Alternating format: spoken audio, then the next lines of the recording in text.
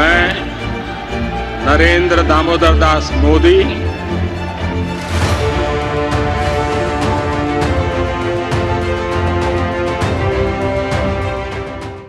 मोदी सरकार के 2 साल पूरे हो रहे हैं।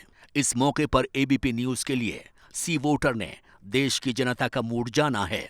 आज का ये सर्वे देश भर में 1 जनवरी से 28 मई तक किया गया है। सर्वे में 1,39,199 लोगों की राय ली गई है। सर्वे में सभी 543 लोकसभा सीटों के लोगों की राय ली गई है। आज के इस कार्यक्रम में स्नैप पोल के भी कुछ सवाल शामिल हैं, जो 23 से 27 मई के बीच हुआ है। स्नैप पोल में 12,070 लोगों की राय शामिल है। देश का मूड और स्नैप पोल में मार्जिन ऑफ एरर ±3 से ±5% है। मैं नरेंद्र दामोदर दास मोदी 3 तलाक जैसे अत्याचार को सहने के लिए मजबूर है। जान दे देंगे इसके लिए। क्या बात कर रहे हो आप? 35A को हटाने के लिए कोई प्रखर रूप से तो कोई मुख्य रूप से समर्थन देता रहा।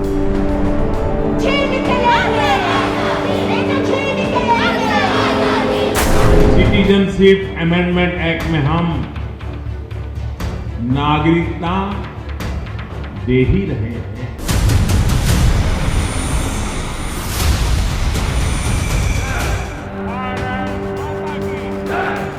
इतिहास गवाह है, ऐसी ताकतें मिट गई हैं या मुड़ने के लिए मजबूर हो गई।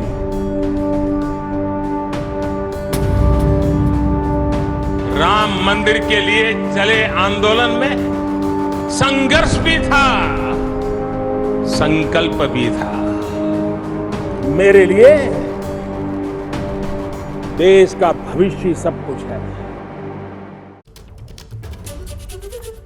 नमस्कार, मैं हूं सुमित अवस्थी और मोदी सरकार के दूसरे कार्यकाल को 2 साल पूरे हो रहे हैं। 30 मई 2019 को प्रधानमंत्री ने दूसरे कार्यकाल की शपथ ली थी। कल ये 2 साल पूरे हो जाएंगे। यानी कुल मिलाकर प्रधानमंत्री मोदी के प्रधानमंत्री बने हुए अब 7 साल पूरे हो रहे हैं। और इस मौके पर एबीपी न्यूज और सी वोटर ने देश की जनता का मूड जाना है। आज हम इस खास कार्यक्रम में मोदी सरकार के 2 साल के सेकेंड टेन्योर के 2 साल के कामकाज को समझेंगे और जानेंगे कि देश को उम्मीदों पर सरकार कितना खरा उतरी है। आज के इस कार्यक्रम में हमारे साथ राजनीतिक मेहमान भी होंगे और जाने माने एक्सपर्ट्स भी होंगे, राजनीतिक समझ के लोग। उनका परिचय बारी बारी से आपको करा देते हैं, जो इस कार्यक्रम में इस वक्त मेरे साथ जुड़ गए हैं। कुछ मेहमान आगे भी जुड़ते रहेंगे। वरिष्ठ पत्रकार दिबांग हमारे साथ हैं। कांग्रेस पार्टी के प्रवक्ता अखिलेश प्रताप सिंह मेरे साथ मौजूद हैं और एक और वरिष्ठ पत्रकार आलोक मेहता जी हमारे साथ इस वक्त जुड़ गए हैं। आप तीनों का मैं स्वागत करता हूं। कुछ और मेहमान जुड़ेंगे, जैसे जैसे वो जुड़ते रहेंगे उनको इस कार्यक्रम में हम शामिल करते रहेंगे। इसके पहले कि मेहमानों के पास जाएं, आपको ये बताना ज़रूरी है कि देश का मूड क्या है। और देश के मूड के लिए जो सवाल सी वोटर ने एबीपी न्यूज़ की तरफ से देश की आवाम से पूछे हैं वो आपके सामने रखते हैं। उसके लिए आपको सीधे अपनी सहयोगी रुमाना के पास लिए चलते हैं और जानते हैं कि क्या है देश का मूड और क्या है सबसे पहला सवाल। रुमाना। शुक्रिया सुमित जी। तो सी वोटर सर्वे के सवाल और आंकड़े आप तक दिखाने के लिए ये दिलचस्प अंदाज जो हमने तैयार किया है, आप देख सकते हैं। इस वक्त ये 7 लोक कल्याण मार्ग मतलब प्रधानमंत्री आवास, जहां पर उनका कार्यस्थल भी है, उसी तरीके का कमरा जिसमें इस वक्त मैं मौजूद हूं। इसी तरीके के कमरे में बैठकर प्रधानमंत्री नरेंद्र मोदी जो हैं वो पूरे देश का हालचाल जानते हैं, अपडेट लेते हैं। देश के अंदर जो विकास कार्य चल रहे होते हैं उनके रिपोर्ट कार्ड को आंकते हैं। और इसी तरीके के कमरे में बैठकर प्रधानमंत्री नरेंद्र मोदी वर्चुअली कनेक्ट करते हैं अधिकारियों के साथ, मंत्रियों के साथ, उनसे हर तरीके का अपडेट लेते हैं। ये वो वॉल है। इसी वॉल के पीछे ये शटर्स अभी आप देखेंगे कि खुलेंगे और इन शटर्स के अंदर स्क्रीन लगी हुई है जिसके जरिए प्रधानमंत्री नरेंद्र मोदी मंत्रियों और अधिकारियों के साथ अपडेट लेते हैं। ये देखिए, इसका मैं जिक्र कर रही थी, ये वो शटर्स हैं। ये शटर्स खुलेंगे और इस तरीके की स्क्रीन लगी हुई है 7 लोक कल्याण मार्ग, जहां प्रधानमंत्री का ऑफिशियल रेजिडेंस और उनका कार्यस्थल है। और यहीं पर हम आपको दिखा रहे हैं सर्वे के सवाल और आंकड़े। पहला सवाल जो आपके सामने मैं रखने जा रही हूं, मोदी 2 मतलब मोदी सरकार 2 का जो सबसे बड़ी उपलब्धि है वो आप किसे मानते हैं? आप इसमें देख सकते हैं आर्टिकल 370 पर जो फैसला लिया मोदी सरकार ने, शहरी 54%, ग्रामीण 45% आबादी, जो उसे सबसे बड़ी उपलब्धि मानती है मोदी सरकार 2 की। राम मंदिर पर 20% शहरी, 25% ग्रामीण, 3 तलाक के मुद्दे पर 6% शहरी, 6% ग्रामीण, सीए के मुद्दे पर 5% शहरी, 6% ग्रामीण और अन्य 15% शहरी, 18% ग्रामीण। कुल मिलाकर अब बड़ी बात क्या सामने निकल कर आती है कि मोदी 2 की सबसे बड़ी उपलब्धि अनुच्छेद 370 के फैसले को देश मानता है, फैसले से देश खुश है। इसका मतलब क्या है? इसका मतलब बड़ा सीधा है कि मोदी की राष्ट्रवादी छवि और मजबूत देश की जनता के बीच हुई है। अब अगले सवाल की तरफ बढ़ते हैं। इस सर्वे में जो दूसरा अहम सवाल हमने पूछा वो ये कि जम्मू कश्मीर से अनुच्छेद 370 हटने से क्या समाधान हुआ? अब देखिए जरा गौर से इन आंकड़ों को। शहरी 55% मान रहे हैं हां समाधान हुआ, ग्रामीण 49% मान रहे हैं कि इससे समाधान निकला, 30% शहरी और 30% ग्रामीण ना में जवाब दे रहे हैं। कह नहीं सकते 15% ग्रामीण और 15% शहरी और 21% ग्रामीण कह रहे हैं। इसका क्या मतलब हुआ? देखिए जवाब तो सीधा यह है कि फैसले से देश की जनता खुश है और मायने ये हैं कि देश के आधे से ज्यादा लोग ये मानते हैं कि अनुच्छेद 370 हटने से ऐतिहासिक भूल जो थी वो सुधरी है। ये महत्वपूर्ण है। मतलब मोदी सरकार की जो राष्ट्रवादी छवि है वो मजबूत होती हुई इस सर्वे के जरिए देश में नजर आ रही है। एक और अहम सवाल, उस पर जरा नजर डालिए। 2 साल में क्या जम्मू कश्मीर की स्थिति सुधरी? ये सवाल हमने पूछा और इसमें देख सकते हैं आप 67% शहरी लोगों का मानना है हां स्थिति सुधरी है, 56% ग्रामीण लोग मान रहे हैं कि स्थिति सुधरी है, 17% शहरी, 21% ग्रामीण ऐसे हैं जो नामे जवाब दे रहे हैं। कह नहीं सकते 16% शहरी हैं, 23% ग्रामीण हैं। तो कुल मिलाकर 2 साल में जम्मू कश्मीर की स्थिति सुधरी है, केंद्र के साथ खड़ा हुआ है देश, यही मतलब सामने निकल कर आ रहा है और मायने बहुत साफ हैं। जनता मानती है कि मोदी सरकार की वजह से कश्मीर में हालात सुधरे हैं। मतलब कश्मीर के मुद्दे पर अनुच्छेद 370 को लेकर जिस तरीके से कदम बढ़ाया मोदी सरकार ने, निर्णायक कदम, उस फैसले के पक्ष में मोदी सरकार के साथ देश खड़ा हुआ है। सुमित जी, शुक्रिया रुमाना। और आगे बढ़ते हैं, मेहमान हमारे साथ जुड़े हुए हैं। मेरे साथ विश्व हिंदू परिषद के नेता विजय शंकर तिवारी जी भी जुड़ गए। आपका भी बहुत बहुत स्वागत है। अभी 3 सवाल हमने दिखाए, तीनों सवाल जम्मू कश्मीर से जुड़े हुए थे। इसी से शुरुआत करता हूं। आर्टिकल 370 को ख़त्म करना एक बड़ी कामयाबी, सबसे बड़ी कामयाबी है इस 2 साल की, अगर कहा जाए मोदी सरकार 2 की। क्या, मैं ये जानना चाहूँगा पहले अखिलेश जी आपसे और उसके बाद उस पर रिएक्शन लूँगा बाकी नेताओं से। विपक्ष कांग्रेस पार्टी कैसे देखती है? सुमित जी, किसी सरकार का मूल्यांकन यदि करना हो तो उस सरकार ने देश को जिस हालात में पाया था उस हालात से आगे कहां पहुंचाया, उसकी तुलना या उसका शोध करने से पता लगता है। और वो देश कहां पहुंचा आज, हमारी इकोनॉमी कहां पे है आज मोदी जी के आने के बाद? रसातल में है। हमारे रोजी रोजगार कहाँ पे हैं? रसातल में है। हमारा भाईचारा कहाँ पे है? रसातल में है। हमारे कारोबार कहाँ पे हैं? रसातल में है। हमारे इंटरनेशनल रिलेशंस कहाँ पे हैं? रसातल में है। हमारा हिंदुस्तान का जो सामाजिक ताना बाना है वो कहाँ है? रसातल में है। हमारा जो लोकतांत्रिक संवैधानिक संस्थाओं की जो आज़ादियाँ हैं वो कहाँ पे हैं? रसातल में है। देश गया कहाँ, ये महत्वपूर्ण होता है। मैं कल ही आपने सर्वे में बताया कि आदरणीय मोदी जी को 40% लोग लाइक करते हैं। अब देखिए, फिर मैं बोलूंगा तो कुछ लोगों को बुरा लगेगा। जब मोदी जी पीक पे थे, चुनाव लड़े थे और एकदम पीक पे थे मोदी जी का इमेज, तब 37% लोगों ने उनको वोट दिया था। और अब जब मोदी जी की इमेज या मोदी जी की क्रियाकलापों के बाद हर कोई त्रस्त है और देश तबाह है, तब मोदी जी की इमेज सर्वे में 40% से ऊपर दिखाई जाती है। प्रणाम करता हूं इस सर्वे को। और क्या मैं कहूं तो, और दूसरी बात, बार बार ये कहा जाता है जीतते तो मोदी जी चुनाव हैं। ये बड़ा अखिलेश जी, बड़ा मैं माफी के साथ मैंने आपको ये टोका नहीं sentence- पूरे ये टाइम। sentence- मैंने आपको बोला ना, अगले 2 घंटे में हम सब मुद्दों पे आएंगे। जितना आपने रसातल गिनाया वो सारे मुद्दे आएंगे, अर्थव्यवस्था भी आएगी, विदेश नीति भी आएगी, वो सब चीज़ें आएंगी, लोकप्रियता भी आएगी, चेहरा भी आएगा। अभी मैं कश्मीर पर बात कर रहा था, इसीलिए 3 सवाल 370 से जुड़े हुए लिए। आपने इसको छोड़ के सब बताया, इस पर मैं कुछ इसका बोलना जवाब दे चाहेंगे? रहा हूं। देखिए, एकदम देखिए, जी, मैं बार बार ये कहता हूं कि ये जो सर्वे आते हैं मोदी जी के आने के बाद हर 6 महीने पे आते हैं, और इस सर्वे के रिजल्ट फिक्स हैं। मोदी जी की इमेज जस की तस है, बड़ी अच्छी है, और राहुल जी की इमेज अभी भी बहुत खराब है, अभी भी राहुल जी बहुत पीछे हैं। परिणाम सारे सर्वे का पता है, और यही सारे सर्वे में आया है। जिस सर्वे ने भी, जिस चैनल ने भी, जी सी वोटर, ई वोटर, बी वोटर, जिसने भी कराया हो, ये परिणाम ये फिक्स हैं। अब आप कश्मीर पे यदि बात करेंगे तो क्या कश्मीर को किस पैमाने से आप बेहतर मान रहे हैं? क्या वहां पे पहले से बेहतर नॉर्मलसी हो गई, विकास बेहतर हो गया, एक देश एक प्रदेश को 3 केंद्र शासित बना दिया? कौन कौन से पैमाने बेहतर हो गए ये बताते तो बेहतर होता, क्योंकि कश्मीर भी हिंदुस्तान में है, और हिंदुस्तान बर्बाद होगा तो ऐसा नहीं कि कश्मीर पे उसका असर नहीं पड़ेगा। आप बताएंगे कि मोदी जी के आने के बाद कितने बार शांतिपूर्वक अमरनाथ यात्रा हुई है? बता पाएंगे? कोई बता पाएगा? कितने बार पूरी हुई है शांतिपूर्वक अमरनाथ यात्रा? कितने बार छड़ी मुबारक पहुंची है? हिंदू शिरोमणि है ना, ठीक है, ये भी कश्मीर में ही आता है। आपने सवाल खड़े किए। यशवंत देशमुख मेरे साथ जुड़ गए हैं, सी वोटर के फाउंडर हैं, जिन्होंने ये पूरा सर्वे किया, जिनकी संस्था ने।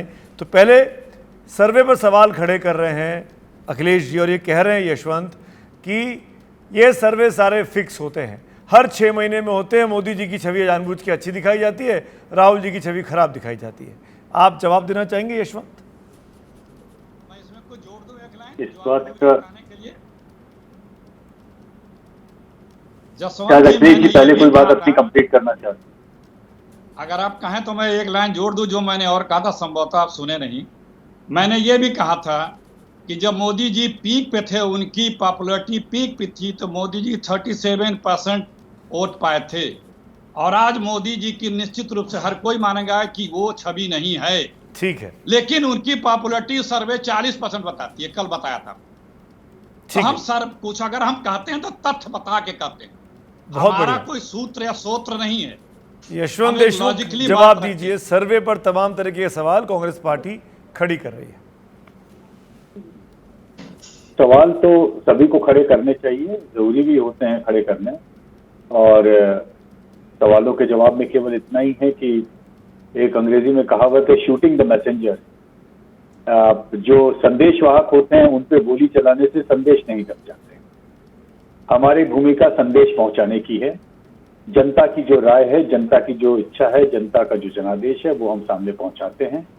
जब इनको अच्छा लगता है तब वो उस जनादेश को सराग पे रखते हैं। जब इनको बात समझ में नहीं आती है तो बात उनको अच्छी नहीं लगती है। कल जब हम कह रहे थे कि 2/3 से ज्यादा जनता कह रही है कि कोरोना इतना बड़ा इनके लिए, सरकार के लिए फेलियर हो गया है, और प्रधानमंत्री को प्रधानमंत्री के रूप में बिहेव करना चाहिए था, एक पार्टी के नेता के तौर पे बंगाल के चुनाव में अपने आप को नहीं झोंकना चाहिए था, तब वो आंकड़े बहुत अच्छे लग रहे थे।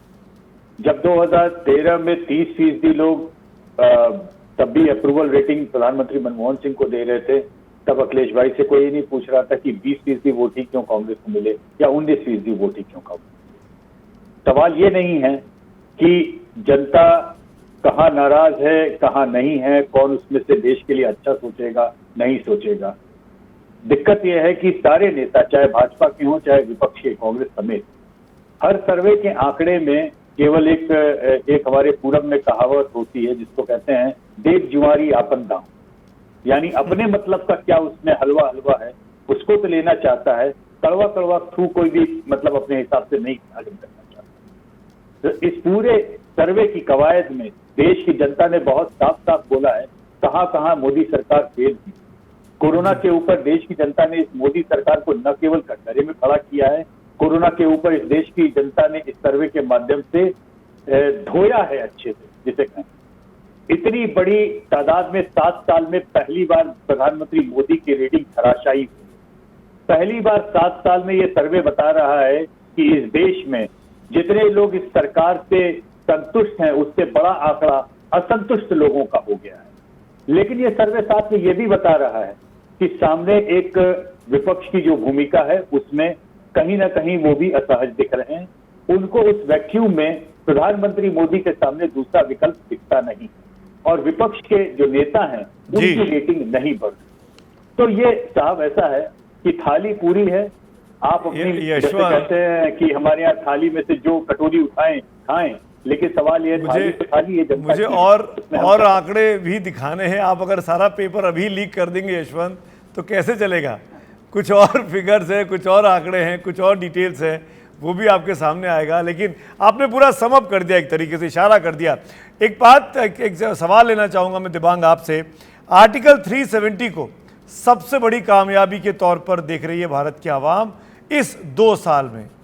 क्या वाकई में कश्मीर में परिस्थितियां बदली हैं या इस पूरे आर्टिकल को हटाने को लेकर मार्केटिंग ज़्यादा की गई है? दिबांग, देखिए सुमित, अगर आपको याद हो तो लगातार बीजेपी के नेताओं से हम ये सवाल पूछ रहे थे कि धारा 370 का क्या होगा। उसमें उनका यही जवाब होता था कि अगर हमारा बहुमत आएगा तो हम लोग इस पर कुछ ज़रूर करेंगे, और उन्होंने वो कर दिखाया। 5 अगस्त का ये जो फैसला है ये अपने आप में एक बड़ा फैसला है, देश के लिए, कश्मीर के लिए बहुत बड़ा फैसला है। अब इसमें एक बात समझने वाली ये है कि ये फैसला बाहर के लोग कैसे इसको देखते हैं, यानी बाकी देश के लोग कैसे इसको देखते हैं, और अंदर के लोग, कश्मीर की बात कर रहा हूं, कश्मीर के लोग कैसे देखते हैं, ये एक बात समझने वाली होगी। ये बड़ा फैसला है, बहुत बड़ी जनसंख्या को वहां पर ये अफेक्ट करता है, इसलिए ये समझने वाली बात है कि इसमें थोड़ा समय लगेगा। ये फैसले ऐसे नहीं हैं जो कि आपने स्विच दबाया तो बत्ती जल गई, स्विच बंद किया तो बत्ती बंद हो गई। ये एक बड़ा फैसला है, इसको देखने में समय लगेगा। इसमें कई संकेत हैं। क्या वहाँ पर रिक्रूटमेंट आतंकियों की कम हुई? क्या वहाँ पर आतंकवाद की जो घटनाएं हैं वहाँ पर कम हुई? क्या वहाँ पर विकास हुआ? और अखिलेश घुमा फिरा के बात कर रहे थे, पर आखिर में उन्होंने जो कुछ काम के सवाल पूछे वो महत्वपूर्ण सवाल हैं। उनका जब जवाब जैसे जैसे आएंगे, और इसमें over a period of time आएंगे। सुमित, अभी बहुत जल्दी है इस पर अभी कुछ कहना कि वहाँ इसका क्या परिणाम क्या हुआ, पर फिलहाल ये बहुत बड़ा फैसला है, इस बात में कोई शक नहीं जी। ये एक ऐसा फैसला है जिसकी उम्मीद नहीं की जाती थी, और मोदी सरकार ने आते ही वो फैसला ले लिया। बिल्कुल, और शायद इसीलिए जिस चीज़ पे मामला फंसा हुआ था बीते 70 साल से, वो तुरंत हो गया, अचानक हुआ। तो शायद जो कश्मीर के बाहर की आवाम है उसको भले ये सूट कर रहा है, उसको भले ही अच्छा लग रहा है, लेकिन कश्मीरियों के अंदर क्या चल रहा है उस पर, जैसा कि दिबांग ने कहा अपने विश्लेषण में, वो उनकी राय जानने वाली होगी। आगे बढ़ेंगे, कुछ और सवालों के जवाब लेता हूं। कुछ और मेहमान हमारे साथ बने हुए हैं, सीधे चलेंगे रुमाना के पास और जानते हैं नेक्स्ट सेट ऑफ क्वेश्चंस क्या लेके आ रही है रुमाना हमारे सामने। रुमाना, देखिए, अब जो मैं सवाल आपको दिखाने जा रही हूं, दरअसल आपको ये समझना होगा कि इस कोरोना काल से पहले ये वो सवाल थे जो विपक्ष के हाथ में सबसे बड़े हथियार थे। इन्हीं सवालों के जरिए विपक्ष लगातार मोदी सरकार की घेराबंदी कर रहा था, और अब इन्हीं सवालों पर जनता का मूड, देश की राय जो सामने निकल कर आ रही है, ये आपको बताते हैं। ये सवाल सीए से जुड़े हुए हैं, ये सवाल चाइना के साथ स्टैंड ऑफ से जुड़े हुए हैं। ये देखिए, पहला सवाल आ गया, लद्दाख इलाके में चीन का अतिक्रमण क्या केंद्र की नाकामी है? आप देख सकते हैं शहरी इलाके में 40%, ग्रामीण इलाके में 47% लोग इसे मान रहे हैं नाकामी, जबकि नहीं में शहरी में 42, ग्रामीण में 35% लोग जवाब दे रहे हैं। कह नहीं सकते 18% शहरी हैं, 18% ग्रामीण हैं। तो कुल मिलाकर यहां जो आंकड़ा वो क्या कह रहा है? वो ये कह रहा है कि लोग मानते हैं कि एलएसी पर नाकामी नहीं है। इसका मतलब क्या है? इसके मायने ये हैं कि लोगों को भरोसा है, सरकार चीन को करारा जवाब दे रही है उसी की जबान में। मतलब केंद्र सरकार के साथ खड़ी हुई जनता नजर आती है चाइना के साथ स्टैंड ऑफ वाले मामले पर। अब अगला महत्वपूर्ण सवाल वो आपके सामने है, ये सवाल सीए से जुड़ा हुआ। सीए लागू करने का फैसला क्या केंद्र सरकार का सही फैसला है? इस पर आंकड़े देख लीजिए आप। हाँ, 65% शहरी, 48% ग्रामीण कह रहे हैं कि हाँ, नहीं में 20% शहरी हैं, 23% ग्रामीण है, कह नहीं सकते 15% शहरी, 29% ग्रामीण। तो यह आंकड़ा बिल्कुल साफ है। इससे क्या साफ हो रहा है? इससे साफ ये हो रहा है कि शहरी ग्रामीण दोनों सरकार के साथ हैं। इसका मतलब क्या है? इसके मायने ये हैं कि तमाम विरोध के बावजूद सीएए पर देश मोदी सरकार के साथ खड़ा हुआ है। यह बेहद महत्वपूर्ण बात है जो इस सर्वे से निकल कर आ रही है सुमित, क्योंकि लगातार हम देखते हैं किस तरीके से इन्हीं मुद्दों पर विपक्ष केंद्र सरकार की, मोदी सरकार की घेराबंदी कर रहा था। बिल्कुल, और शायद इसीलिए मैं जब जाना पड़ेगा अपने अगले मेहमान के पास, जो मैं आलोक मेहता जी के पास जाना चाहूँगा। आलोक जी, ये दोनों मुद्दे, इनफैक्ट अगर कश्मीर को भी देख लें, 370, चाइना और ये वाला मामला सीएए वाला, तीनों पर सरकार के कदमों को देश की आवाम ने स्वीकारा है, पसंद किया है।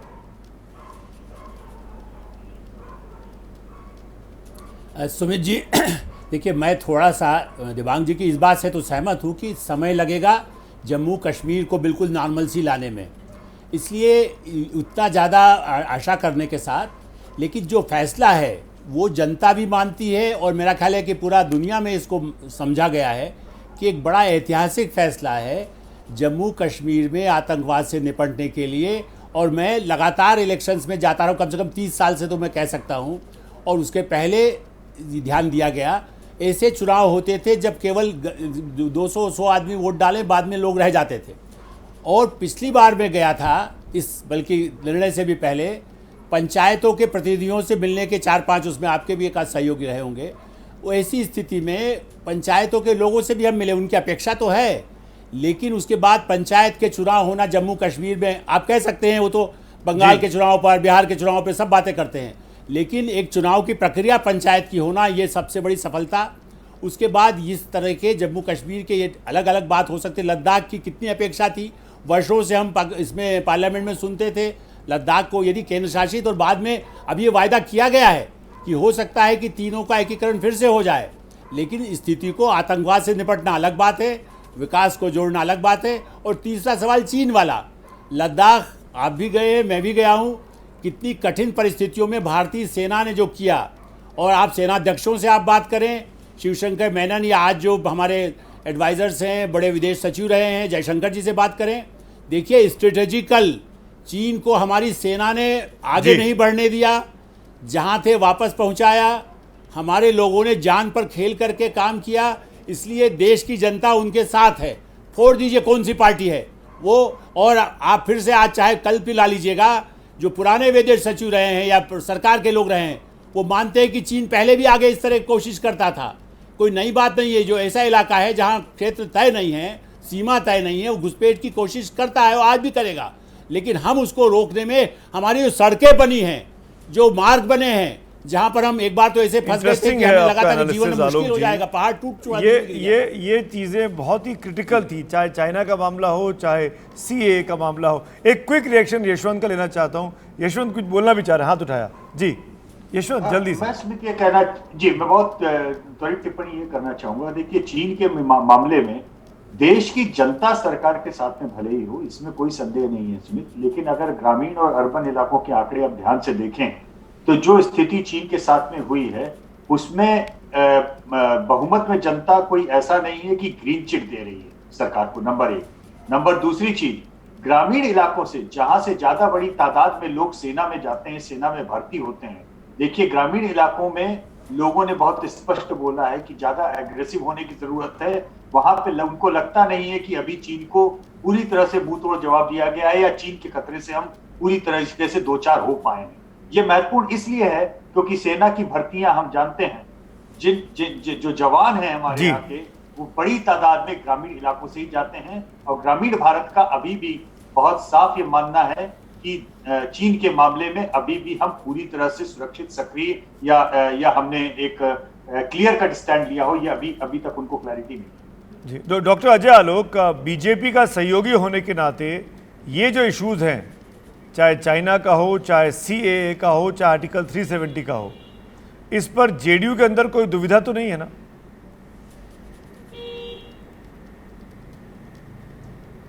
नहीं, कोई दुविधा नहीं है। जेडीयू के अंदर कोई दुविधा नहीं है। ये सारे मसले हल हो चुके हैं, तो दुविधा होने की बात कहाँ है। हाँ, मैं अपने चचा जी को सुन रहा था, कह रहे थे कि देश रसातल में चला गया, सब जगह से रसातल में चला गया। भाई 7 साल में देश तो ऊपर ही गया, रसातल में एक पार्टी जरूर गई जिसका नाम कांग्रेस पार्टी है, बिल्कुल रसातल में चली गई, चाहे लीडरशिप हो चाहे जो। और आपने सवाल थोड़ा गलत किया ना इनसे सुमित जी। अब आप सांड को लाल कपड़ा दिखाइएगा तो भड़केगा, तो कांग्रेस को राष्ट्रवाद पे जैसे ही सवाल पूछिएगा तो कांग्रेस भड़क जाती है।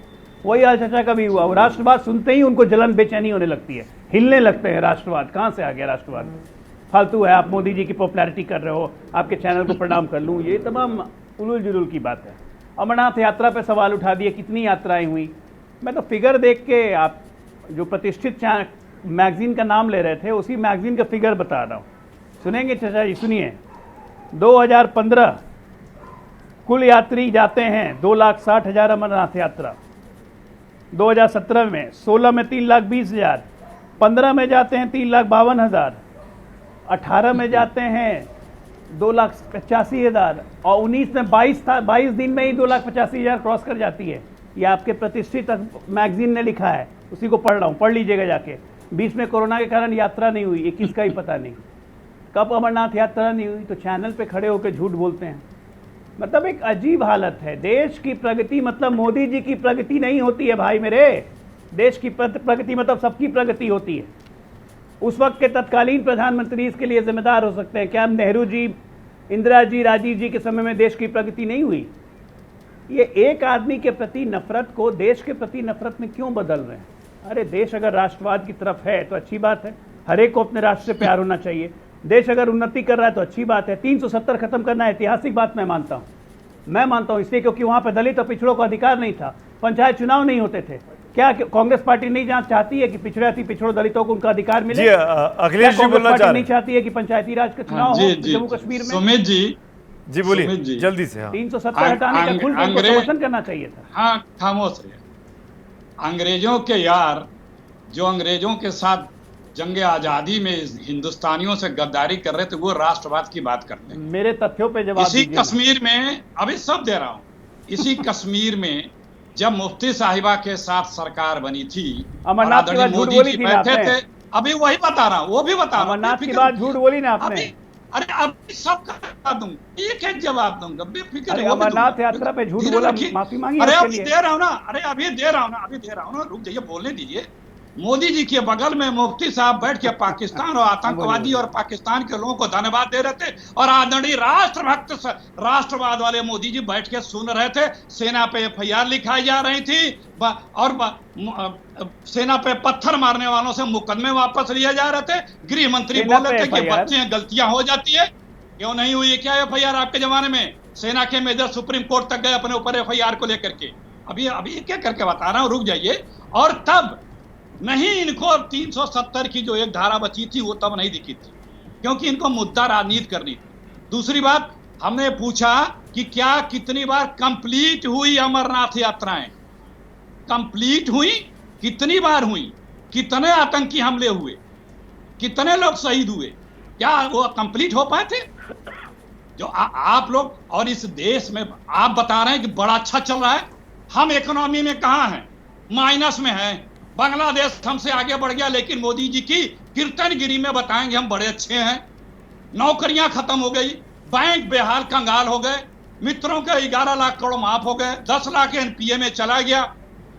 अड़ोस पड़ोस जिसे पिद्दी भर के जो देश है वो हमको आंखें दिखा रहे हैं। दुनिया में हमारी साख रसातल में चली जा रही है। सिर्फ हमारे दो मित्रों के अलावा हर कोई बर्बाद हो रहा है। और ये दो मित्र हिंदुस्तान में नहीं, एशिया में नहीं, दुनिया में रहे होते जा रहे हैं। 370 पे पूछ रहा हूँ। विजय शंकर तिवारी जी, कांग्रेस की बात का जवाब देना चाहेंगे आप? जो बात अखिलेश जी कह रहे हैं, लेट विजय शंकर तिवारी जी को आने दीजिए डिबेट में प्लीज। अखिलेश जी मेरे बड़े परम मित्र हैं, और जिस पार्टी से आप बिलोंग करते हैं उसका पहला अध्यक्ष भी वो अंग्रेज था, और अभी भी आधे अंग्रेज है। इटली में पैदा हुई सोनिया गांधी जी, वही आपकी मुखिया हैं। तुम भी मुखिया, तो अंग्रेजों के गुलाम कौन रहे हैं ये तो अखिलेश जी को तय करने दीजिए। दूसरी बात, जो आज जिस विषय पर हम चर्चा कर रहे हैं वो विषय ये है कि प्रधानमंत्री जी गवाही आपके प्रश्न का उत्तर दिया है, आपके प्रश्न का उत्तर दिया केवल हमने दूसरी बात हम ये कहते हैं, धारा 370 पर सारा देश खुश था, कांग्रेस को दुख था, सारा देश खुश था। अरे भाई, कांग्रेस को समर्थन दुख दिया था पार्लियामेंट में। श्री राम जन्मभूमि पर सुन लीजिए, जब सुप्रीम कोर्ट ने ये कहा कि ये जन्मभूमि रामलला की, सारा देश खुश था, लेकिन कांग्रेस तब भी दुखी थी। यानी आप ये समझ सकते हैं, ये देश के मुद्दे थे, ये अखिलेश जी हमारे यहाँ के मुद्दे नहीं थे, सारे देश के मुद्दे थे। आप हल कर सकते थे, धारा 370 भी हल कर सकते थे, श्री राम जन्मभूमि भी हल कर सकते थे, लेकिन आपने किया नहीं, क्योंकि एक वर्ग को आपने खुश करना, लेकिन वो वर्ग अब आपके काम नहीं आ रहा है। अभी पिछले बार देखो, ये सर्वे जो है अखिलेश जी, ये जनता का सर्वे है, ये आकाश में सर्वे इन्होंने नहीं किया है, ये सर्वे भी जनता का, और पिछले 5 चुनाव भी जनता के हुए हैं। सब जगह उनके वृद्धि के, उनकी उत्कृष्टता के प्रमाण नजर आ रहे हैं। मैं केवल इतना कहना चाह रहा हूं कि आप बात करिए। मैं लौटूंगा आप लोगों के पास, दिलचस्प बहस चल रही है। अखिलेश जी, आपकी इजाजत से कुछ और आंकड़े हैं, कुछ और नंबर्स हैं, वो भी हम बता देते हैं। अगले सेट ऑफ क्वेश्चंस के लिए फिर मैं आपको अपनी सहयोगी रुमाना के पास ले चलता हूं, जो तैयार है कुछ और सवाल, कुछ और मुद्दों के साथ। रुमाना। बिल्कुल सुमित जी, मैं आगे कुछ और सवाल दिखाऊंगी। अब जो सवाल दिखाऊंगी वो दरअसल सीधे शख्सियत के नाम के साथ पूछे गए सवाल हैं, लेकिन उससे पहले मुझे लगता है कि अभी तक मोदी सरकार के दूसरे कार्यकाल के 2 साल पूरे होने के मौके पर जो सवाल हमने दिखाए, उससे जो बड़ी तस्वीर उभर रही है, जो बड़ी बातें सामने निकल कर आ रही हैं, इन पर एक नजर डालनी चाहिए। देखिए, अनुच्छेद 370 से जम्मू कश्मीर की आजादी सबसे बड़ी उपलब्धि, ये बात सामने निकल कर आई है। अभी तक इस सर्वे में जिस तरीके के सवाल पूछे, उससे जो जवाब मिले, मोदी राज में कश्मीर की स्थिति सुधरी है, सर्वे के आंकड़े ये बता रहे हैं। हमने सीधा सवाल पूछा था और उससे यही जवाब निकल कर आ रहा है। साथ ही लद्दाख में चीन की घुसपैठ सरकार की नाकामी नहीं है, केंद्र सरकार बढ़िया तरीके से चीन को मुंहतोड़ जवाब दे रही है, ये बात इस सर्वे से निकल कर आ रही है। और सीए के फैसले से जनता खुश नजर आ रही है। विपक्ष ने जितना घेरने की कोशिश की मोदी सरकार को सीए के मुद्दे पर, वो मुद्दा भी चला नहीं। तो कुल मिलाकर अभी तक इस सर्वे की ये बड़ी तस्वीर उभर रही है। अब सवाल सीधे शख्सियत के नाम के साथ पूछा गया, ये सवाल आपके सामने। प्रधानमंत्री मोदी के कामकाज से कितने संतुष्ट हैं, ये सवाल था। बहुत संतुष्ट 37% लोगों ने कहा, कम संतुष्ट 25% लोगों ने कहा, असंतुष्ट 36% हैं, कह नहीं सकते 2%। तो इसमें आप देख रहे हैं, बहुत संतुष्ट, कम संतुष्ट, मतलब बहुत और कम संतुष्ट मिलाकर 62% लोग संतुष्ट हैं मोदी सरकार के कामकाज से। अब इसके मायने थोड़ा गहराई से समझने होंगे, और वो ये कि दोनों को मिलाकर सम्मानजनक आंकड़ा आ रहा है। मतलब कहीं ना कहीं चिंताजनक बात सरकार के लिए बनी हुई है, क्योंकि दोनों को मिलाना पड़ रहा है, तब सम्मानजनक आंकड़ा आ रहा है।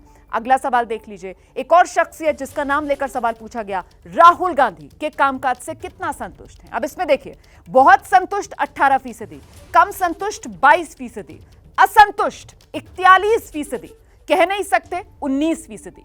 अब ये जो आंकड़ा है, ये क्या कह रहा है, इसको समझिए। संतुष्ट और असंतुष्ट, इनकी जो संख्या है वो लगभग बराबर है। तो मतलब ये हुआ, मायने ये निकलते हैं कि राहुल गांधी को अपनी छवि सुधारने की अभी जरूरत है, बहुत मेहनत करने की जरूरत है।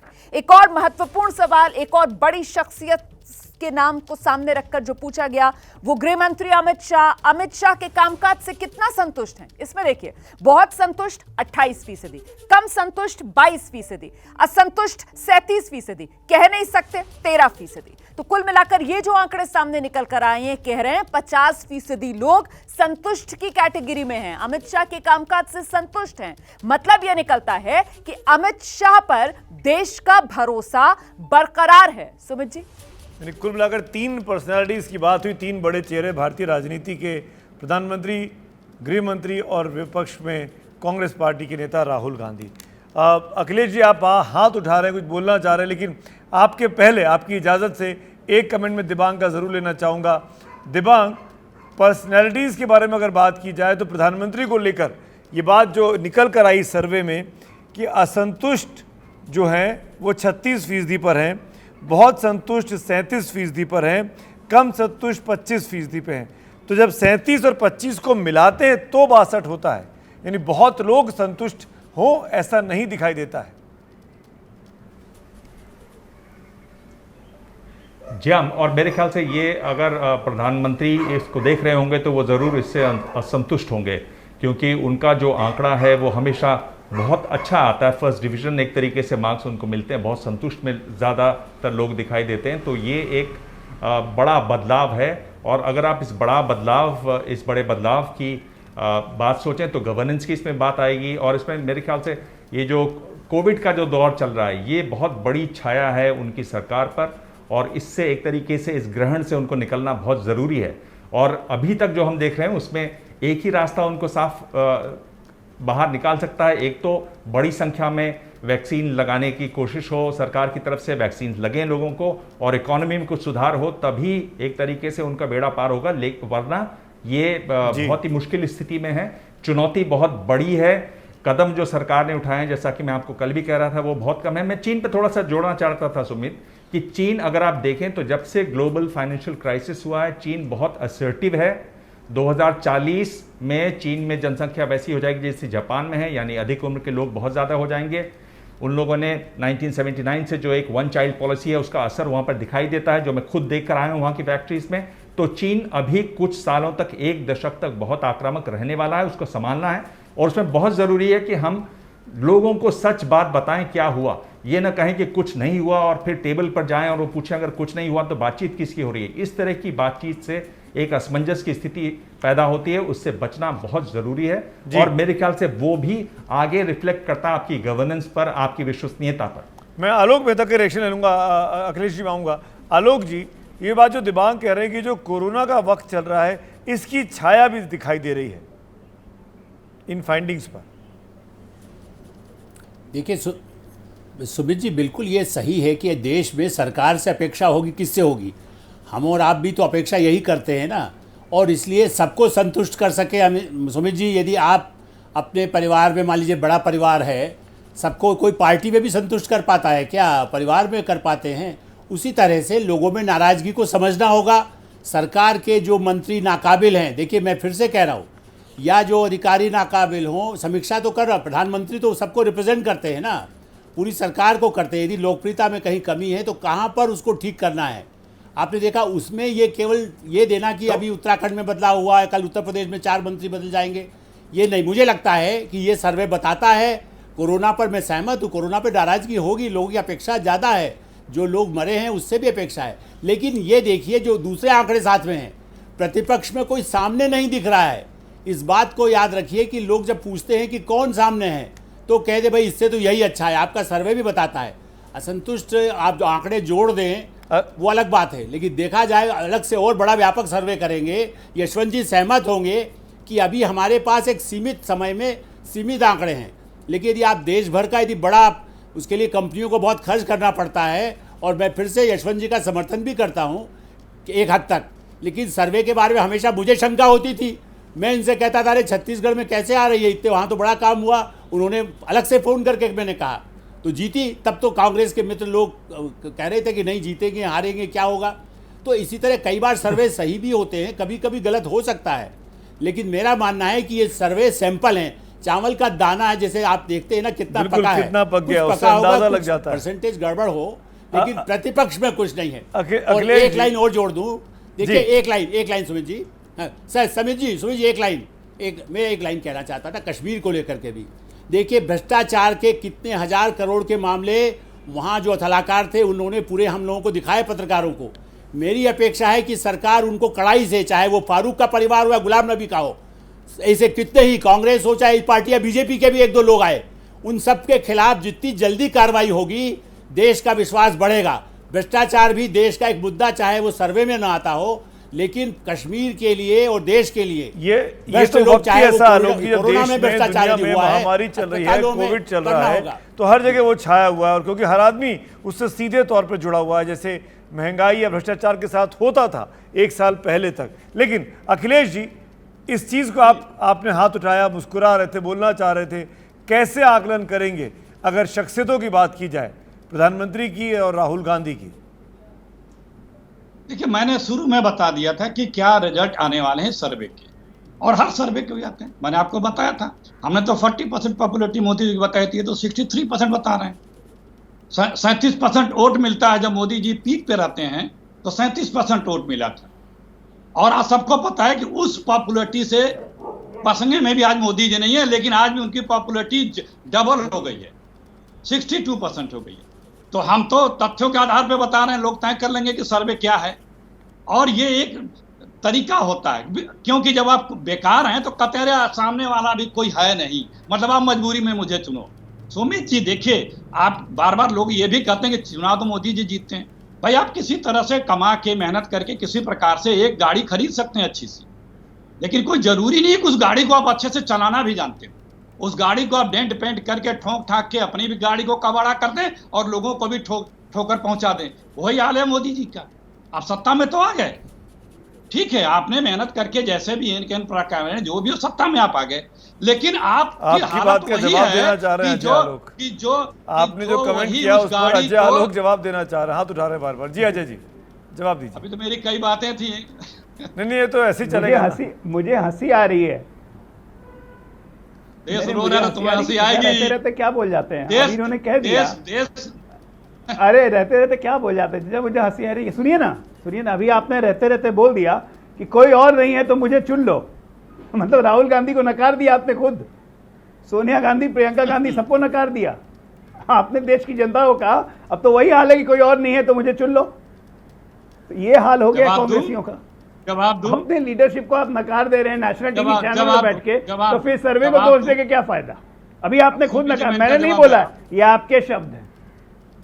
जी मैंने शब्द हैं, अरे लेकिन किसके लिए है सर? हाँ जी, जब सुन लीजिए, मेरे शब्द हैं, क्योंकि आलोक कोई और नहीं है तो मुझे चुन लो, किसके लिए होंगे? हाँ ये तरीका होता है भाई। राहुल गांधी ना चैलेंज कर रहे हैं मोदी जी को।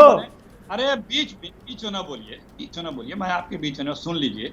देखिए राहुल जी की क्या क्षमता है और मोदी जी की क्या, राहुल गांधी ये दुनिया, आप कह रहे हैं कि कोई सामने नहीं है तो मुझे ही चुन लो। सुन तो लीजिए, दोनों लोगों की मेधा या क्षमता इस दुनिया के किसी भी बच्चे को बताने की आवश्यकता नहीं है, सब लोग देख चुके हैं।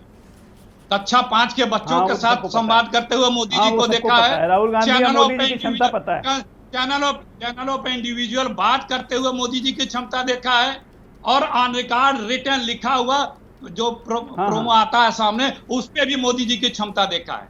मोदी जी की क्षमताओं का, ज्ञान का, विवेक का, गटर से मैं गिनाना नहीं चाहता, मैं गटर से गिनाना नहीं चाहता हूँ, गटर की गैस से लगाए और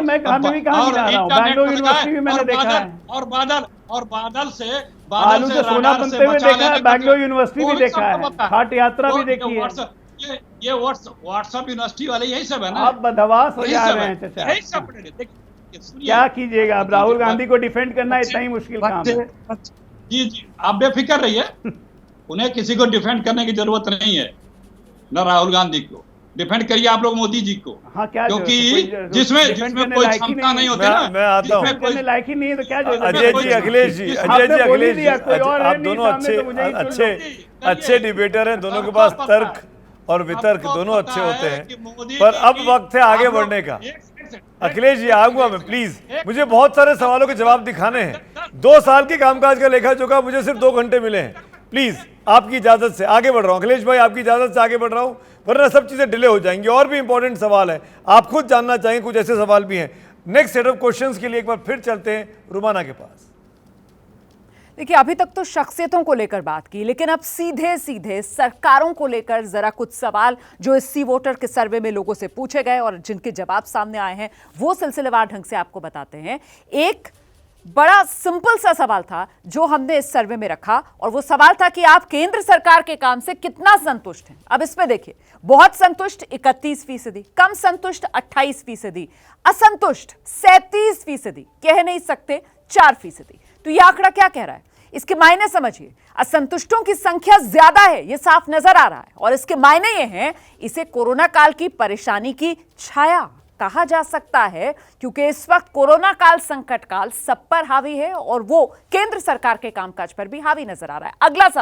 अगला सवाल यह कि अपने सांसद के कामकाज से आप कितने संतुष्ट हैं। अपने सांसद के काम से बहुत संतुष्ट 27%, कम संतुष्ट 26%, असंतुष्ट 37%, कह नहीं सकते 10%। अब यहां पर भी असंतुष्ट 37%। मतलब क्या हुआ, बड़ी तादाद असंतुष्टों की है। मायने क्या हुए, सबसे ज्यादा सांसदों वाली पार्टी बीजेपी बीजेपी के लिए ये चिंताजनक खतरे की घंटी 2019 303 सांसद बीजेपी के चुनकर आए थे और अगर एनडीए के सांसदों को 2019 के हिसाब से मिला लिया जाए तो यह आंकड़ा बनता है 353 का। मतलब ये बीजेपी और एनडीए के लिए चिंताजनक है। सुमित जी, बिल्कुल, और वाकई में ये आंकड़ा दिखाता है कि कोविड काल में जो कुछ हो रहा है देश के अंदर, जो चल रहा है, उससे सत्तारूढ़ गठबंधन को परेशान होना चाहिए।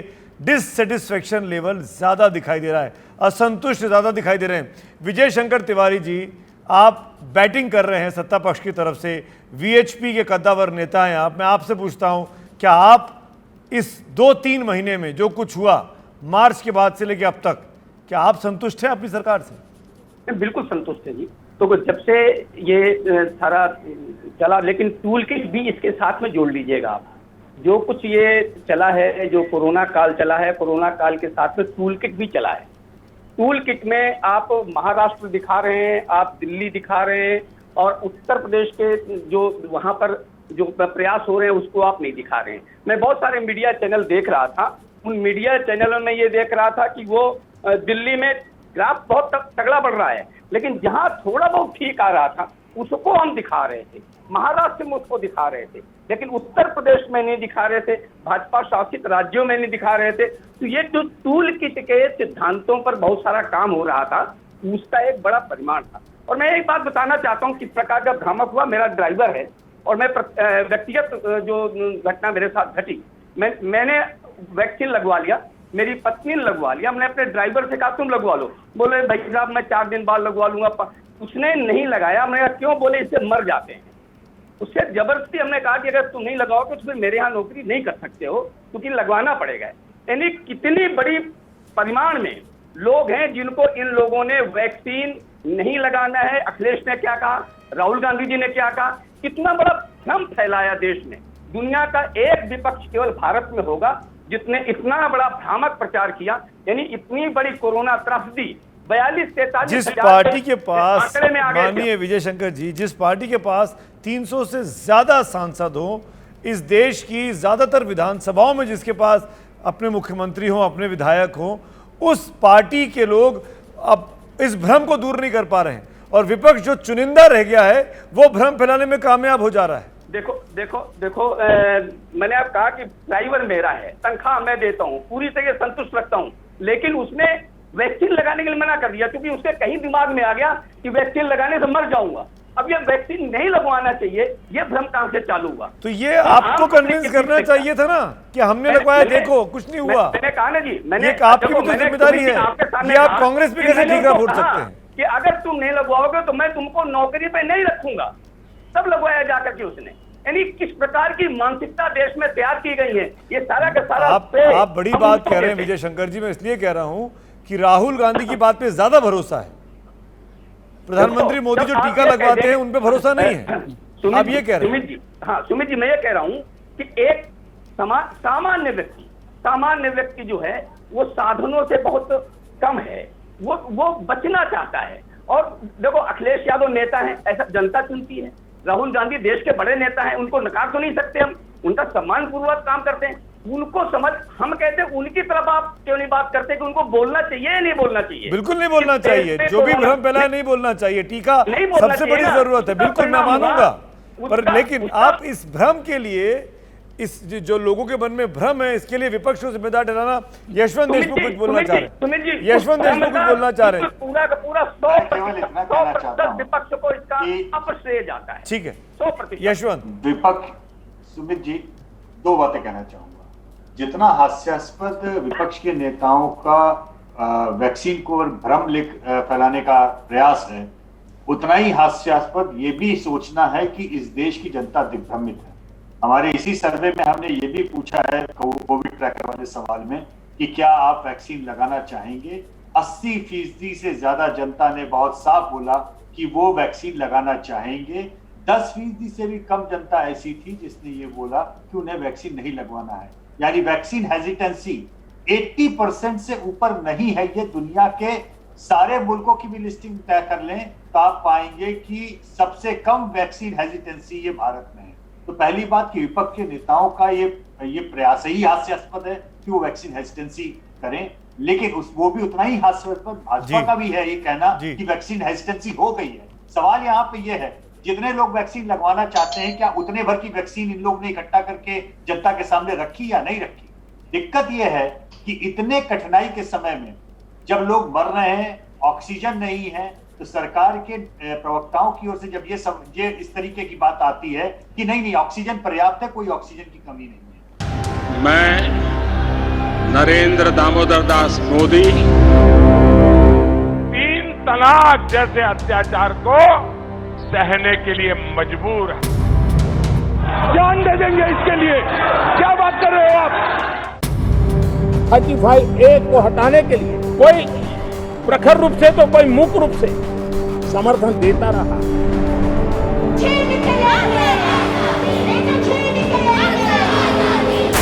सिटीजनशिप अमेंडमेंट एक्ट में हम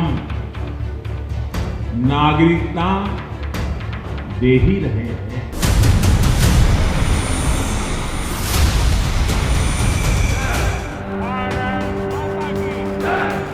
इतिहास गवाह है, ऐसी ताकतें मिट गई हैं या मुड़ने के लिए मजबूर हो गई।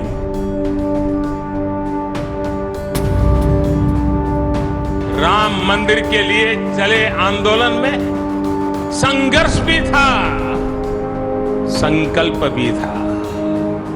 मेरे लिए देश का भविष्य सब कुछ है। एक बार फिर आप सबका बहुत बहुत स्वागत है। नमस्कार, मैं हूं आपके साथ सुमित अवस्थी।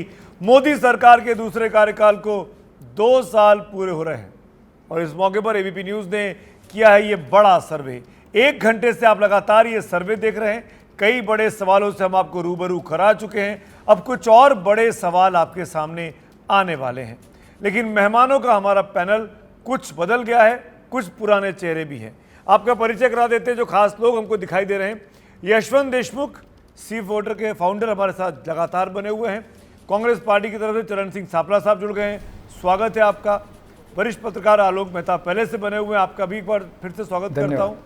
रतन शारदा जानकार है, आरएसएस के एक्सपर्ट हैं, वो हमारे साथ जुड़ गए हैं। और साथ में माधव आनंद जो कि जेडीयू के प्रवक्ता हैं, युवा चेहरे हैं, आपका भी बहुत बहुत स्वागत है। आप तमाम मेहमानों के साथ चर्चा को आगे बढ़ाऊंगा। कुछ और मेहमान भी जुड़ेंगे, जैसे जुड़ते जाएंगे उनका परिचय हम आपसे कराते रहेंगे। लेकिन इस अगले 1 घंटे में क्या होने वाला है, कौन कौन से सवाल और हैं 2 साल के कामकाज के बारे में, ये जानने के लिए पहले कुछ सवालों के लिए सीधे अब आपको ले चलते हैं। मेरे साथ मेरे सहयोगी अखिलेश आनंद जुड़ गए हैं, जो तमाम डिटेल्स डेटा आपके सामने लेकर आ रहे हैं। अखिलेश। शुक्रिया सुमित आपका। तो अगले सवाल की तरफ मैं बढ़ूं उससे पहले दर्शकों को जरा हम ये बता दें, ये जो सेट इस वक्त आप देख रहे हैं दरअसल ये क्या है। प्रधानमंत्री नरेंद्र मोदी का कार्यालय कुछ ऐसा ही है, जहां से वो अधिकारियों से संवाद करते हैं, वर्चुअली उनकी बैठक में वो हिस्सा लेते हैं और उनसे बातचीत करते हैं। चलिए तब आगे बढ़ते हैं सवालों की तरफ। और ये जो सर्वे सी वोटर ने किया है उसका अगला सवाल क्या है उस पर आप नजर डालिए और जनता से जो रायशुमारी की गई उसके नतीजे क्या सामने आए हैं। सवाल यह पूछा सी वोटर ने कि महंगे पेट्रोल डीजल का जिम्मेदार कौन है। शहरी और ग्रामीण इलाके दोनों जगहों पर बातचीत की गई लोगों से। केंद्र सरकार ऐसा शहरी इलाके के 44% लोग मानते हैं, जबकि ग्रामीण इलाके में जब आप जाएंगे तो वहां पर 48% लोगों ने केंद्र सरकार को जिम्मेदार माना इस सर्वे में। राज्य सरकार को शहरी इलाकों में 19% लोग जिम्मेदार मान रहे हैं, जबकि 22% लोग मान रहे थे ग्रामीण इलाकों में। अब आप समझें कि इसके मायने मतलब क्या है। शहर से गांव तक जनता को केंद्र से ही डीजल पेट्रोल सस्ता करने की उम्मीद है। लब्बो लुबाब ये इस रायशुमारी में जो बड़ी बात निकलकर सामने आ रही है, जो इसका अर्थ है वो आप इसे समझ सकते हैं कि केंद्र से ही डीजल और पेट्रोल सस्ता करने की उम्मीद जनता कर रही है। अब देखिए अगला सवाल क्या है। जब हम अगले सवाल की तरफ बढ़ेंगे, मोदी राज में विदेश से रिश्तों की बात की गई, इस पर सवाल पूछा गया। बेहतर हुआ शहरी इलाकों में 78% लोग कह रहे हैं, जबकि ग्रामीण इलाकों में 56% लोगों का मानना है कि विदेश से रिश्ते बेहतर हुए। खराब 12% लोग कह रहे हैं, जबकि ग्रामीण इलाके में 19% लोग इसे खराब मान रहे हैं। नहीं बदला ऐसा कहने वाले शहरी इलाकों में 8% लोग हैं, जबकि 21% लोग ग्रामीण इलाकों में ऐसा मान रहे थे। अब वैश्विक नीति में देश सरकार के साथ है, ये एक बड़ी बात इससे निकलकर सामने आती है। और मायने ये कि मोदी की वैश्विक नेता की छवि पर लोगों का भरोसा अभी भी बरकरार है। जो आप इसका एक बड़ा अर्थ कह सकते हैं, जो निचोड़ है वो आपके सामने है। अब देखिए अगला सवाल क्या था। किसानों की मांग केंद्र को मान लेनी चाहिए। यह जब सवाल पूछा गया शहरी इलाकों में 44% लोगों ने इस पर रजामंदी दी, जबकि 41% लोग ग्रामीण इलाकों में कह रहे हैं कि किसानों की मांग केंद्र को मान लेनी चाहिए। नहीं कहने वाले 41% लोग शहरी इलाकों में, जबकि ग्रामीण इलाकों में देखिए आंकड़ा ये बदल जाता है। 29% लोग कहते हैं कि किसानों की मांग केंद्र को मान लेनी चाहिए। अब इसके मायने मतलब क्या है वो भी जरा आप समझिए कि इससे बड़ी बात क्या निकलकर सामने आती है। अगर आप इस पर गौर फरमाएं, शहरी इलाकों में भी लोग किसानों के साथ हैं, ये समझने वाली एक बात है। और मायने ये कि किसान आंदोलन का समाधान ये देश चाहता है, इससे एक बड़ी बात यही निकलकर सामने आ रही है। चलिए सीधे मैं अब आपको सुमित के पास ले चलता हूं। सुमित, शुक्रिया अखिलेश इस आंकड़ों के लिए। खास तौर पर जहां से मैं चर्चा की शुरुआत करना चाहूंगा वो जो है पहला आंकड़ा। बार बार कहा जाता रहा, यशवंत देशमुख के पास चलेंगे, कि पेट्रोल डीजल के लिए जब जब महंगाई की बात हुई, अब तो 100 रुपये के पार हो गया पेट्रोल कई शहरों में। मैं ये जानना चाहूँगा, जनता को ये समझ में आ रहा है कि इसके लिए केंद्र सरकार जिम्मेदार है। जब भी केंद्र सरकार के मंत्रियों से बात करो, प्रवक्ताओं से बात करो, तो कहा जाता है कि राज्य सरकार अपने हिस्से का वैट क्यों नहीं कम कर देती, राज्य सरकार वहाँ से रियायत क्यों नहीं दे देती। तो जनता क्यों मानती है कि केंद्र सरकार जिम्मेदार है?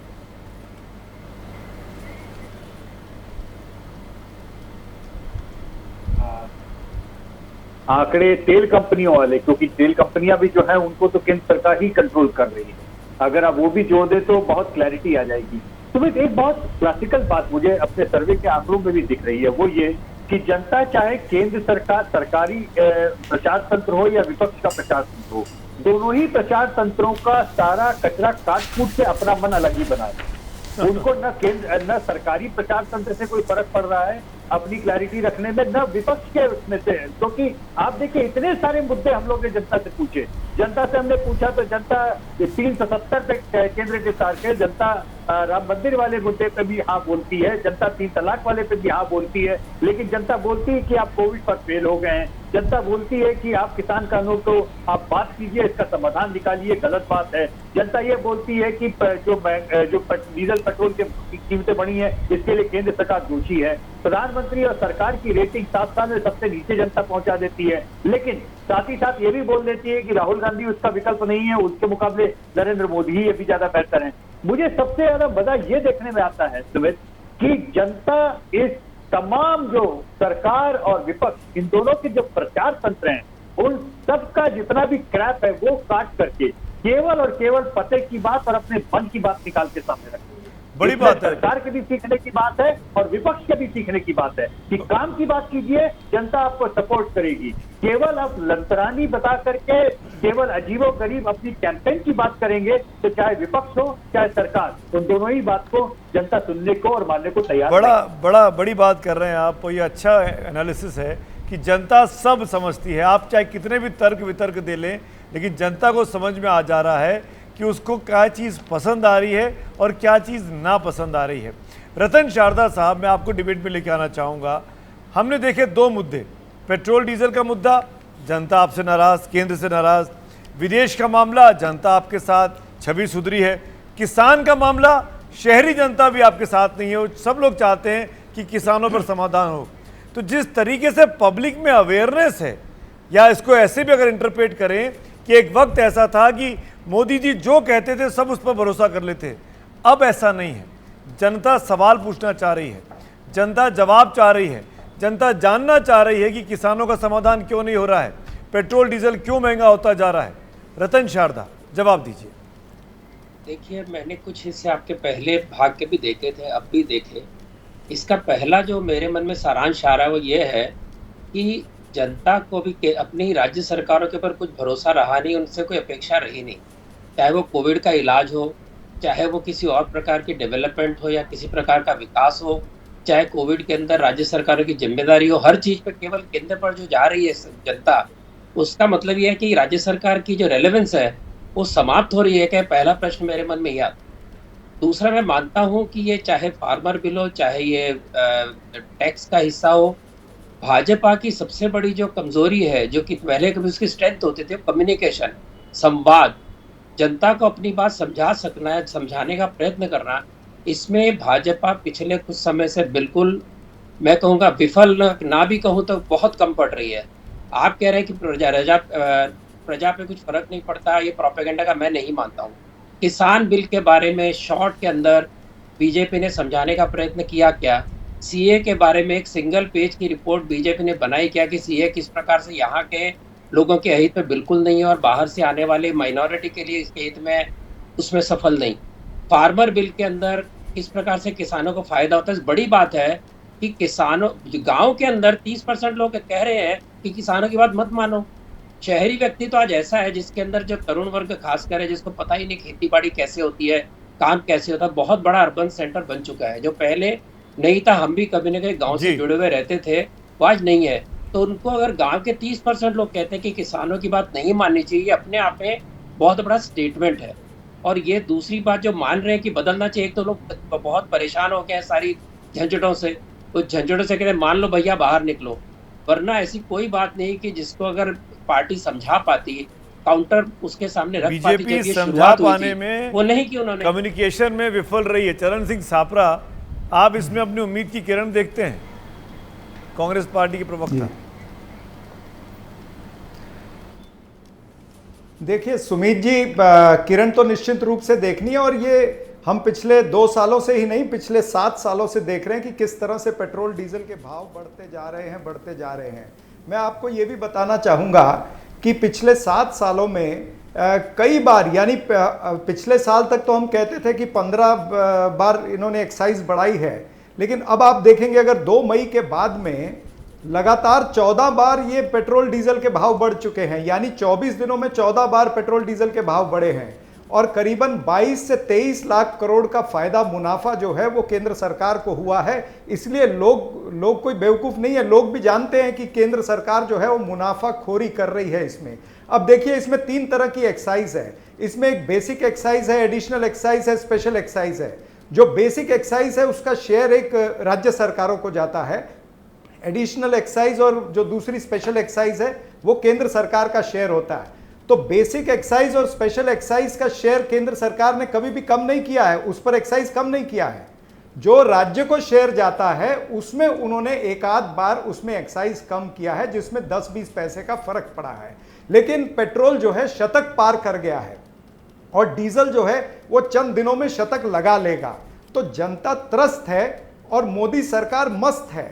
तो इस तरह का जब व्यवहार होगा, इस तरह का दृश्य जब बनेगा, तो निश्चित रूप से जनता जो है वो इनके खिलाफ जाएगी। माधव जनता इनके खिलाफ जाएगी, और उसका निश्चित रूप से फायदा जो है पार्टी को होगा। मैं रतन जी में आता हूं। माधव आनंद, जेडीयू के आप प्रवक्ता हैं, नेता हैं, अलाई हैं, क्या आपको लगता है कि महंगाई, पेट्रोल डीजल उल्टा पड़ने वाली है जिस तरीके से दाम बढ़ रहे हैं?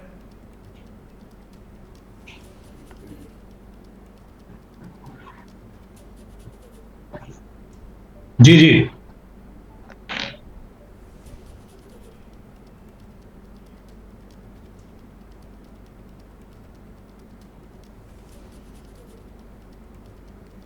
माधव, सवाल आप ही से। मुझे नहीं लगता है, देखिए कि जहां तक पेट्रोल डीजल का प्राइस है उसके बहुत सारे फैक्टर हैं। अंतर्राष्ट्रीय स्तर पे जब भी क्रूड ऑयल का रेट बढ़ता है तो यहाँ भी रेट का उसका प्रभाव पड़ता है इंडिया में। लेकिन एक बात सुमित जी कहना चाहता हूं कि पेट्रोलियम पदार्थ को आज न कल जीएसटी के अंदर लाना ही पड़ेगा। जब आप जीएसटी के अंदर लाएंगे तो निश्चित रूप से पेट्रोलियम पदार्थ का क्या प्राइस होगा इंडिया में हम सबको पता है। हेलो जी जी, सुन पा रहा हूँ आपको, लेकिन माधव जी आपकी आवाज भी आ रही है। डिले है हम दोनों की बातचीत में 6-7 सेकंड का, इसी वजह से डिले हो रहा है। लेकिन बड़ी बात माधव आपने कही कि जीएसटी के दायरे में लाना होगा, ये जेडीयू की औपचारिक राय है?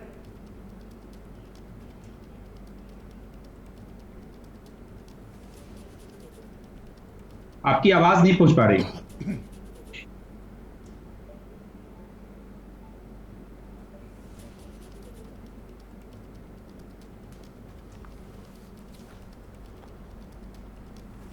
तक मैं कुछ जोड़ूं इसमें? नहीं, देखिए ये मेरी व्यक्तिगत राय है। एज अर्थशास्त्री होने के नाते मुझे लगता है, और आदरणीय प्रधानमंत्री श्री मोदी जी प्रधानमंत्री बनने से पहले उन्होंने कई बार कहा भी था कि जब उनकी सरकार बनेगी, बीजेपी की सरकार बनेगी, तो निश्चित रूप से पेट्रोलियम पदार्थों को जीएसटी के अंदर लाया जाएगा। आपको भी याद होगा सुमित जी। मैं उस पॉइंट ऑफ व्यू से, मेरी पार्टी की क्या राय है वो एक अलग हो सकता है, लेकिन एक अर्थशास्त्री होने के नाते मैंने कहा कि जीएसटी के दायरे में लाना चाहिए, क्योंकि ये अन्योन्याश्रय संबंध है। जब महंगाई की बात करते हैं, इन्फ्लेशन की बात करते करते हैं पेट्रोलियम पदार्थों में जो ही प्राइस में हाइक होता है तो हम लोग की महंगाई बढ़ जाती है। तो उसको नियंत्रित करने की आवश्यकता। और दूसरी बात, सरकार ये कहती है हमेशा कि पैसा कहां से आ गया, इंफ्रास्ट्रक्चर इतने वर्क हो रहे हैं, डेवलपमेंट के काम हो रहे हैं, तो इसके लिए पैसा चाहिए। पैसा जनरेट करने के और भी कई माध्यम हो सकते हैं। आपने डिमोनेटाइजेशन किया, सरकार ने बड़ी बात कही कि डिमोनेटाइजेशन से लोग इनकम टैक्स के दायरे में आ गए, इनकम टैक्स से लोग जुड़ गए, बहुत सारे लोग अब इनकम टैक्स पेमेंट करने लगे, तो वहां भी सरकार की आय बढ़ी है। 4% से 6% हुआ माधव, हम सब जानते हैं कितने लोग आए इनकम टैक्स के दायरे में। लेकिन मैं आऊंगा आप सबके पास। अभी ज्ञान भी बोलना चाह रहे हैं, प्रदीप सिंह जी मेरे साथ जुड़ गए हैं, आपका स्वागत है। लेकिन आपके पास आऊं उसके पहले नेक्स्ट सेट ऑफ क्वेश्चंस के लिए अखिलेश के पास जाऊंगा और ये बताता रहूं दर्शकों को, इस चीज़ को ज़रूर देखते रहिएगा क्योंकि आने वाले कुछ ही मिनटों में वो आंकड़े भी आपके सामने आ रहे हैं जब आपको पता लगेगा कि मुद्दे दर मुद्दे बीते 2 साल में, यानी 1 जून 2019 से लेके और आज की तारीख तक, यानी 29 मई तक के बीच में, 2021 के बीच में जो तमाम मुद्दे आए, उसमें प्रधानमंत्री मोदी का, उनकी सरकार का ग्राफ कैसे ऊपर नीचे हुआ है, वो डिटेल भी पता लगेंगे। लेकिन उसके पहले कुछ और सवाल अखिलेश के पास। शुक्रिया सुमित आपका। अगले सवाल की तरफ मैं बढ़ता हूं और जो सर्वे किया गया सी वोटर की तरफ से, अगला सवाल देखिए हमारा क्या था और जनता आखिर उसमें क्या जवाब दे रही है। ये जो रायशुमारी थी, आर्थिक मोर्चे पर मोदी सरकार से किसे ज्यादा फायदा, यह सवाल जब पूछा गया तो जनता के मन में क्या बात थी वो आप समझिए। बड़े उद्योगपति, शहरी इलाकों में ऐसा 61% लोग कहते हैं और ग्रामीण इलाकों में यह आंकड़ा बढ़ जाता है और ज्यादा 66% लोग कहते हैं कि आर्थिक मोर्चे पर मोदी सरकार से ज्यादा फायदा बड़े उद्योगपतियों को हुआ है।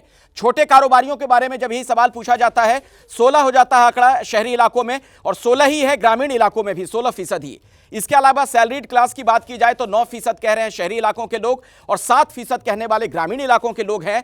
इसका क्या मतलब है, जरा इसे आप समझिए। इससे जो बड़ी बात निकलकर सामने आ रही है, बड़े उद्योगपति आर्थिक मोर्चे पर मोदी सरकार से फायदा पा रहे हैं, ऐसा जनता के मन में है। मायने ये कि सूट बूट की सरकार वाली जो छवि है टूटी नहीं है, वही छवि अभी भी सर्वे का जो नतीजा है कम से कम वो यही इशारा करता है। अगला सवाल क्या है? अगला सवाल इस रायशुमारी में, इस सर्वे में जो है वो आपके सामने, किससे ज्यादा नाराज हैं और बदलना चाहेंगे? स्थानीय व्यवस्था ऐसा कहने वाले 5% लोग हैं, राज्य सरकार 17% लोग कहते हैं, जबकि केंद्र सरकार 24% लोग कह रहे हैं। सबसे ज्यादा कह नहीं सकते वाली स्थिति में 54% लोग हैं, दुविधा में जो लोग फंसे हुए हैं। तो देखिए बात क्या है, किससे ज्यादा नाराज हैं और बदलना चाहेंगे। भरोसे के बावजूद केंद्र से नाराजगी है, यह एक बहुत बड़ी बात निकलकर सामने आ रही है। सुमित, किसे बदलना चाहेंगे, ये बड़ी बात आप कह रहे हो। केंद्र सरकार से सबसे ज्यादा नाराजगी है। रतन शारदा बोल रहे थे कि राज्य सरकारें काम नहीं कर रही हैं, पर जनता ये कह रही है कि केंद्र सरकार से ज्यादा नाराज हैं। एक क्विक कमेंट लेना चाहूंगा यशवंत का और फिर आगे बढ़ता हूं। यशवंत, क्या मतलब है इसका? केंद्र सरकार से नाराजगी ज्यादा है? मेरा बयान आप गलत कह रहे हैं। अच्छा ठीक है, रतन जी मैं आता हूँ, रतन जी मैं आता हूँ, आपको मौका दूंगा, मैं अपनी गलती के लिए माफी मांग लूंगा। ठीक है, मैं जो कह रहा हूँ आप जो कह रहे हैं बहुत फर्क। ठीक है, लेट यशवंत एक्सप्लेन दिस। जी देखिए, एक सुमित बहुत क्लासिकल बात है, एंटी इनकम्बेंसी या नाराजगी ये मल्टीपल लेयर्स में काम करती है। बीजेपी ने बहुत ही प्रचार में एक शब्द का अक्सर प्रयोग किया, डबल इंजन सरकार। दरअसल डबल इंजन नहीं, ट्रिपल इंजन हो जाता है अगर आप लोकल गवर्नेंस को भी जोड़ दें उसमें। आप गवर्नेंस के 3 लेयर में केंद्र, राज्य और लोकल। सवाल यह है कि जब हर लेयर की सरकारें आपके पास में होने लगे, हर लेयर के इंजन आपके पास में होने लगे, उसके बाद लोगों की नाराजगी किस तरफ फूटेगी? ये प्रश्न बहुत इंटरेस्टिंग होता है और बहुत तिकड़मी होता है। जब आप हर जगह पे सत्ता में स्वयं आने लगे तो फिर उसके बाद में ब्लेम गेम की कोई गुंजाइश नहीं होती। तब एक ही बात हो जाती है, जैसा कल एक किसी पैनलिस्ट ने बोला था कि एक इंजन एक तरफ का मुंह खड़ा हो, दूसरा इंजन दूसरी तरफ का मुंह खड़ा हो। ये बहुत ही खतरनाक स्थिति होती है। इसलिए हर तरफ राज्य में भी और केंद्र में भी और सबसे बड़ी बात, अभी इस ब्रेक से पहले आपने सुमित जब आंकड़े देखे थे कि लोगों की नाराजगी सिटिंग एमपी के खिलाफ कितनी ज्यादा है, यहाँ पे मुझे कहने में कोई गुरेज नहीं कि दरअसल केंद्र सरकार की या मोदी सरकार की जो टोटल रेटिंग्स हैं उसमें डाउनफॉल का एक बहुत बड़ा हिस्सा उनकी बड़ी तादाद में ऐसे जो नक्कारा एमएलए और एमपीज हैं जो एक तरह से बाढ़ में जीत के आए और इस पूरे कोरोना की क्राइसिस के दौरान लगभग 90% एमपी और एमएलए ये क्षेत्र से नदारत दिखाई दिए। उसका भी गुस्सा लोगों के अंदर भरा हुआ है। जब लोगों ने सबसे ज्यादा जरूरत थी उन एमपीज और एमएलए की, वो बहुत ही गिने चुने एमपी एमएलए ऐसे थे जो क्षेत्र में अभिज्ञान प्रकाश, आपकी राय, ये नाराजगी सिर्फ लोकल लेवल के नेताओं तक है या ऊपर तक है?